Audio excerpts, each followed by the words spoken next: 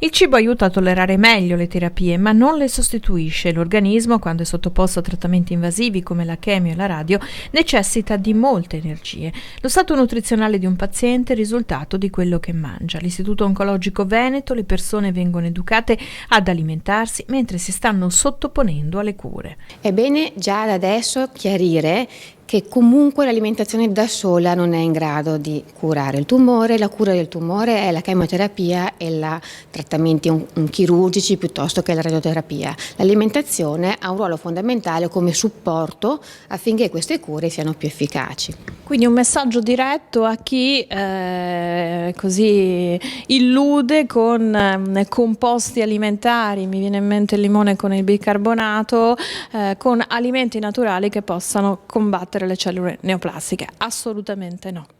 Concordo, esatto, non abbiamo dati in nessun modo, in nessuna maniera che queste cose siano efficaci. Parlo della dieta alcalina piuttosto che diete vegane o macrobiotiche, nessuna di queste si è dimostrata valida in termini di miglioramento degli outcome in questo tipo di pazienti. Anzi, metto in allerta chi ci ascolta, queste diete sono tendenzialmente ipocaloriche e quindi per le persone che devono affrontare una chemioterapia per una malattia in stato un po' più avanzato sono potenzialmente dannose perché possono causare malnutrizione. Quindi le società scientifiche principali, sia in ambito oncologico che le nostre nutrizionali, non le raccomandano. Cosa bisogna allora mangiare quando si è in fase di trattamento per delle cure oncologiche? Bisogna innanzitutto distinguere due gruppi di pazienti. Possiamo individuare un primo grande gruppo di pazienti che magari è stato sottoposto già alla chirurgia, faccio un esempio, un tumore dell'intestino o più comunemente un tumore della mammella e che poi per rafforzare l'effetto già curativo e guaritivo dell'intervento chirurgico viene sottoposto a un ciclo di chemioterapia. In questo caso i pazienti normalmente o non hanno problemi di peso in senso di malnutrizione oppure è più facile che proprio per questi trattamenti tendano a aumentare di peso, quindi avere problemi di sovrappeso o di obesità, sia di partenza che dopo i trattamenti, le terapie. C'è chi aumenta e chi perde peso durante le terapie. Per chi aumenta la dieta più indicata è quella mediterranea, con apporto di pesce azzurro. La convivialità, l'attività fisica, la classica, le classiche 5 porzioni al giorno di frutta e verdura, però cercando di sbilanciarsi un po' più sulla verdura che sulla frutta, altrimenti troppo zucchero. A ogni pasto è importante che ci sia una porzione di carboidrati complessi. Cosa sono i carboidrati complessi? Il pane, la pasta, il riso o i cereali, adesso c'è anche la moda, sono tornati alla moda, il farro, l'orzo. Quindi questi non bisogna assumerli perché c'è sempre paura che i carboidrati facciano ingrassare, no? Soprattutto la sera, invece no.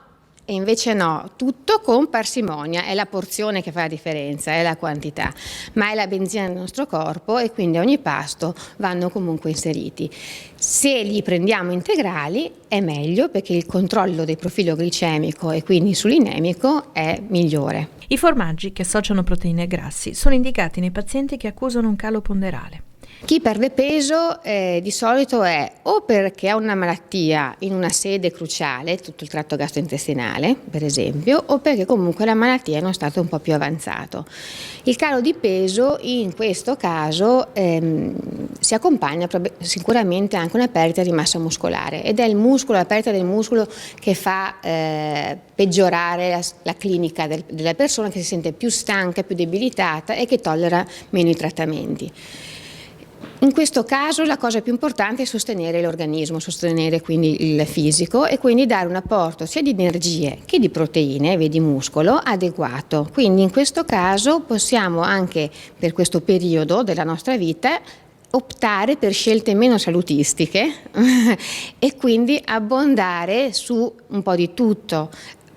Siccome spesso però i pazienti non hanno tanto appetito, o hanno anche un senso di satietà precoce, giustificato da tutto il quadro, sia dalla malattia che dagli effetti delle terapie, che dalla paura, magari anche il dolore, la preoccupazione dei cari che a volte si fa pressante, allora le strategie migliori sono quello di frazionare non solo colazione, pranzo e cena, ma aggiungere gli spuntini e quel poco che riesco a mangiare che sia bello calorico. I legumi con i cereali sono il piatto ideale, forniscono energia e proteine senza grassi.